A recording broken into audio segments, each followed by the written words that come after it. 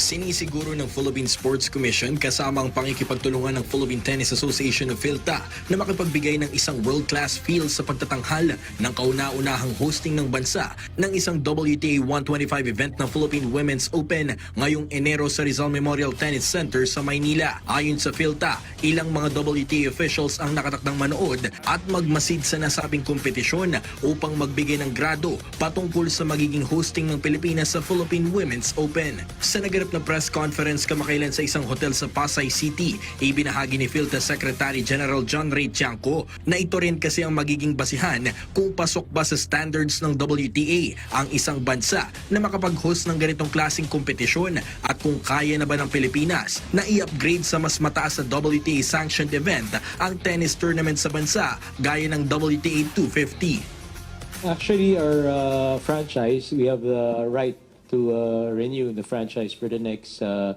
more years for 125.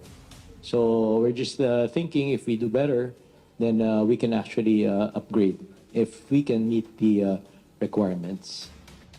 Iginit din ni Tiangco na kumpiyansa siya sa kolaborasyon ng kanilang pamunuan at ng PSC tungo sa layuning maging successful at makapagbigay ng kakaibang experience para sa lahat ng mga atletang lalahok mula sa iba't ibang bansa at mga manonood sa mismong venue.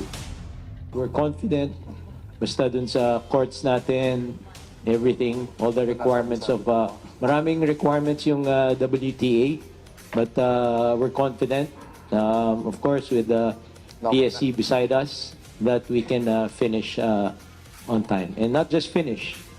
So if you look at it, it's going to be a different experience. Inaasahang libo-libong mga Filipino tennis fans ang magsisidagsaan sa Rizal Memorial Tennis Center sa Maynila upang masaksihan ang historical event na lalahukan ng mga ilang tennis stars sa buong mundo mula January 26 hanggang 31. Paulo Salamatin para sa Atletang Pilipino, para sa Bagong Pilipinas.